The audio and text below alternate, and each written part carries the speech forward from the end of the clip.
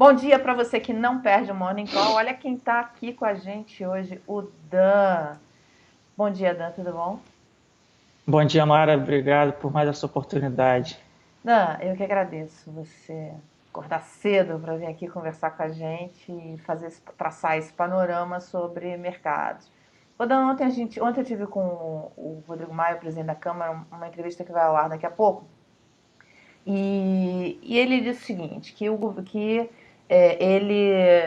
ele está construindo, né, na comissão especial, é importante não só aprovar, mas construir a ponte para aprovação em plenário, ter Uhum. amarrado, chegar ao plenário já com a garantia dos votos para a aprovação da reforma.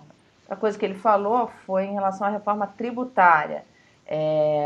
O Legislativo está construindo uma proposta de reforma tributária para trazer para correr em paralelo Uhum. com a reforma da Previdência. Eu até brinquei com ele, eu falei, pô, são duas notícias que, para a economia, podem trazer uma mudança de expectativas, uma vez que o mercado está muito. Uhum. Começou muito otimista, depois ficou muito cauteloso e está cada vez mais cauteloso. O que você acha desse panorama interno? Bom, perfeito. Acho que você conseguiu resumir aí talvez o principal tópico que a gente precisa falar hoje de manhã, que é o tópico Brasil e dentro de Brasil é a agenda de reforma, né? Acho que sem dúvida nenhuma o que a gente viu acontecer nas últimas 48 horas basicamente foi um passo, talvez mais um passo na direção do avanço da agenda de reformas, primeiro com a aprovação da reforma da Previdência na CCJ.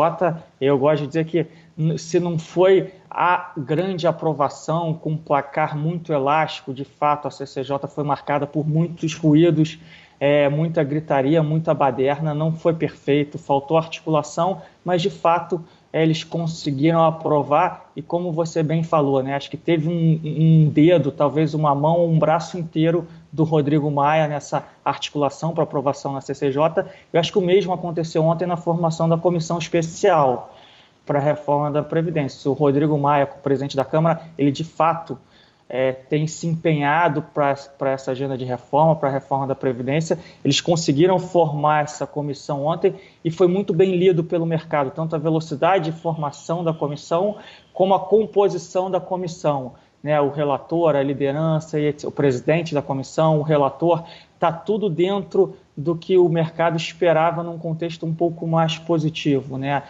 O presidente do PR, o relator do PSDB, é um relator experiente que conhece os trâmites políticos, então acho que foi um passo não definitivo, mas um passo importante e positivo nessa direção.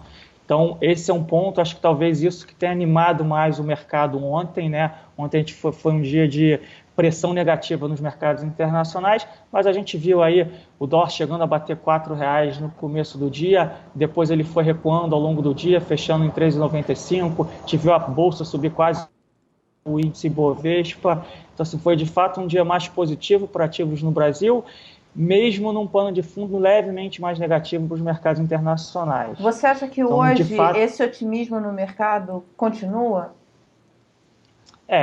isso é difícil de afirmar, porque acho que além de Brasil, que a gente falou aqui, tá esse contexto um pouco mais positivo, acho que a gente tem outros dois tópicos que talvez o grande público, talvez o espectador aqui do My News esteja deixando passar um pouco, que é o contexto internacional. Né? E dentro do contexto internacional tem dois tópicos que a gente está bem preocupado, que é o tópico Argentina e o tópico Europa. Tá? Então, a Argentina, mais especificamente, está num contexto de forte recessão, né, forte contração econômica, inflação excessivamente alta, mesmo com um pacote de ajuda financeira do FMI, eles estão passando por mais uma rodada de depreciação cambial e eles têm eleições em outubro.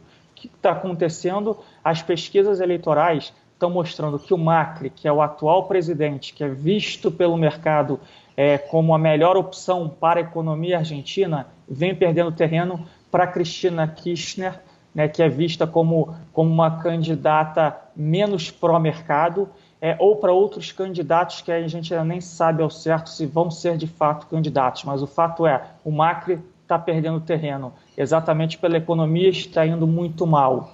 e isso está assustando o mercado. O Macri, semana passada, tomou uma atitude desesperada de fazer congelamento de preço, e a gente sabe aqui, como brasileiros, a gente já viveu isso algumas vezes, a gente viu que congelamento de preço não funciona. É igual uma mola, você comprime a mola, quando estoura, essa mola vai muito mais alta, vai praticamente na sua cara. Então, o resumo aqui é que a Argentina, independente de quem ganha a eleição, vai precisar passar por um novo processo de ajuste. Obviamente Agora, para a se gente for... serve um pouco de exemplo. Você usou um termo que eu acho que é bem adequado, desesperado, porque quando ele faz o congelamento, é uma atitude que ninguém esperava que viesse do Macri, que tem um viés mais liberal, né?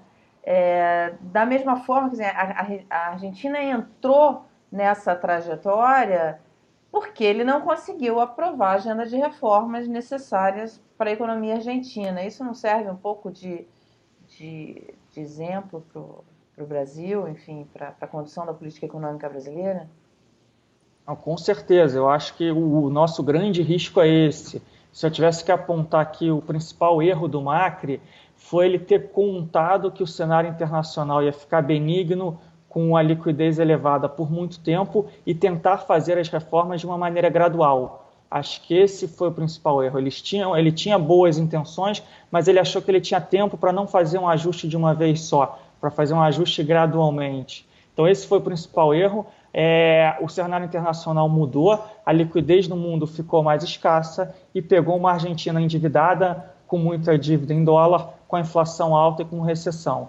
Então, em termos de contágio, de fato, a Argentina hoje é um país pequeno globalmente e com poucos laços financeiros. Eles têm perto aí de 200 bilhões de dólares de dívida externa. Uma grande parte disso está na mão de organismos internacionais, FMI, etc.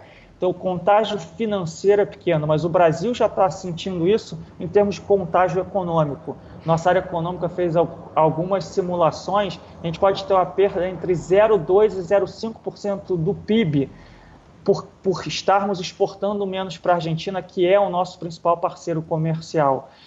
Então, tem um contágio econômico que já está acontecendo, isso explica um pouco a nossa produção industrial muito baixa, explica um pouco nossa decepção de crescimento, obviamente que não é o único vetor. E o contágio financeiro, apesar de ter poucos canais de contágio, sempre acontece, né? Sempre o momento que um país, eventualmente, passe por mais um default, a Argentina já passou por quase 10 defaults aí no último século, você vai voltar os olhos para o Brasil e vai falar, putz, o Brasil aqui, se não fizer o dever de casa, pode ser a Argentina daqui a 10 anos, a Venezuela daqui a 20 anos. Então, acho que existe essa comparação e o mercado gosta e costuma fazer esse tipo de comparação ao longo do tempo. Então, isso é muito ruim para a atração de investimento estrangeiro, né? Porque os estrangeiros eles já estão assim com o pé atrás, esperando ver o que vem. E se acontece, se a situação argentina deteriora ainda mais, quer dizer, é mais um peso para afastar, para não trazer o investimento estrangeiro, né? Acho que a gente comentou um pouco isso nas nossas últimas conversas, né? Ontem saiu o dado de contas externas do Brasil e a gente viu mais um mês em março, a gente abrindo as contas externas, a conta capital, a gente viu mais um mês de forte saída do investidor estrangeiro da Bolsa Brasileira, quase 2 bilhões de dólares de saída. Então, a participação dele vem sendo reduzida mês após mês. E, de fato, né, a gente pega o ano passado, o investidor estrangeiro ele ficou animado com o México, o AMLO ganhou no México, ele perdeu dinheiro no México. Ficou animado com Turquia, a situação política e econômica na Turquia se deteriorou e ele perdeu dinheiro na Turquia. A situação na Argentina parecia que estava migrando para uma estabilização, a Argentina de novo entrou para um caminho mais negativo. Então, o investidor estrangeiro, apesar dele gostar do investimento emergente, de ser um investimento de um pouco mais de risco, mas também de mais retorno, ele acabou ficando muito machucado com esses eventos. Então, acho que isso ajuda a explicar um pouco essa ausência de fluxo para o Brasil. A gente fala com o investidor estrangeiro e ele fala a mesma coisa, aprova a reforma da Previdência, deixa eu ver a economia retomar, depois eu entro. Eu não importo de perder a primeira pernada do eventual rally, da eventual apreciação dos ativos no Brasil, se eu tiver um pouco mais de certeza que vocês estão indo no caminho certo. E o cenário internacional da Acho que aqui o último tema que da a gente Europa, na precisa verdade? A gente abordar... falou muito de Argentina, mas Isso, acho que o último tema importante para a gente abordar, que é o outro grande tema de preocupação nossa, é a Europa, né? Os dados econômicos do país, principalmente de crescimento, estão muito fracos, principalmente a Alemanha, que é uma das maiores economias do mundo, certamente a maior economia da Europa. A gente está vendo um cenário de desaceleração de um patamar de crescimento já baixo. A gente está falando aí da área do euro como um todo crescer menos de 1% esse ano, inflação cedendo, e o que nos preocupa mais é o baixo poder de manobra do Banco Central Europeu, né? O Banco Central, a Europa está com taxa de juros negativas, menos 0,40, é a taxa curta, né? A taxa Selic deles. Taxa longa de 10 anos da Alemanha é zero, um pouco negativa, ou seja, o mercado já espera que os juros médios na Alemanha nos próximos 10 anos vai ser zero. E o balanço do Banco Central Europeu está nos picos históricos. Então, qual é o nosso medo, né? O mercado começar a questionar o poder de fogo do Banco Central Europeu. Eles já estão sinalizando que devem tomar medidas adicionais de estímulo caso esse cenário não melhore, caso esse panorama não se altere. O problema é que a gente tem dúvida de qual o real poder de manobra deles. Então, a gente acha que pode ser um processo bastante tortuoso nesse sentido, né? No sentido de que talvez precise piorar ainda mais antes de melhorar. A situação vai se deteriorando, o Banco Central vai tentando estabilizar a economia, vai sentindo que os instrumentos que eles têm não são suficientes, eles vão precisar criar novos instrumentos para lidar com essa crise, que é um pouco o que aconteceu em 2008 nos Estados Unidos, que foram criando-se instrumentos, não existia quantitative easing, né? Não existia essa coisa do Banco Central comprar ativos a mercado, comprar títulos de dívida, comprar até ações que o Banco Central japonês já compra. Então, resumidamente, a gente vê um cenário no curto prazo um pouco mais construtivo no lado político para o Brasil, mas, de novo, lembrando que vai ser bastante volátil esse processo, lembrando que a gente entende e diferencia o que é a agenda de costumes do governo, que não tem nada a ver com a nossa conversa aqui, que é uma questão que a gente pode sentar um dia à noite e conversar na mesa de bar. O que importa para a gente é o que vai afetar a economia. E, nesse sentido, sim, existe uma decepção de crescimento, mas, por outro lado, alguma agenda econômica está andando, as concessões, agora a reforma. Então, nesse sentido econômico de reformas, a gente vê uma melhora em relação a uma semana atrás ou em relação até mesmo a 3, 4 dias atrás. Por outro lado, no cenário externo, a gente tem uma preocupação crescente com o que está acontecendo, principalmente na Argentina e principalmente na Europa. Então, acho que o resumo é um pouco esse. Respondendo a sua pergunta, é difícil a gente falar como é que o mercado vai se comportar hoje, porque a gente vai ter um pouco dessa queda de braço aí, né? Entre as notícias internacionais. Perfeito. O lado local um pouco melhor, que foi um pouco o que aconteceu ontem. Ontem o local melhorou e os ativos brasileiros conseguiram mostrar um bom desempenho.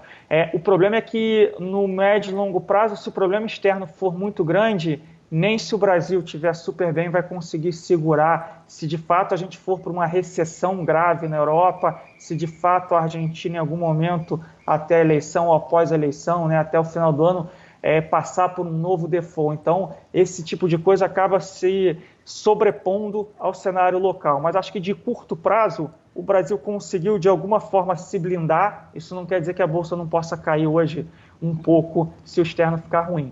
Mas acho que a direção do Brasil está boa, precisa melhorar muita coisa ainda, muita coisa precisa avançar. A gente se preocupa sim com o crescimento do país, o desemprego ainda está muito alto, tudo isso precisa melhorar, mas a gente precisa partir de um ponto inicial. Eu acho que o ponto inicial é, de fato, a reforma da Previdência. Então, acho que o resumo aí para o dia é um pouco esse. Ok, Dan, muito obrigada por ter participado. Espero você na próxima semana, que você participe de novo com a gente. Obrigada pelo resumo. Você que ficou com a gente aqui até agora, se tiver dúvida, deixa aqui, se inscreve no canal, compartilha, manda mensagem para o Dan, perguntas, porque ele sabe tudo desse mercado. Bom dia para você, Dan, bom dia para todos. Bom dia, Mara. Bom dia para os telespectadores do My News.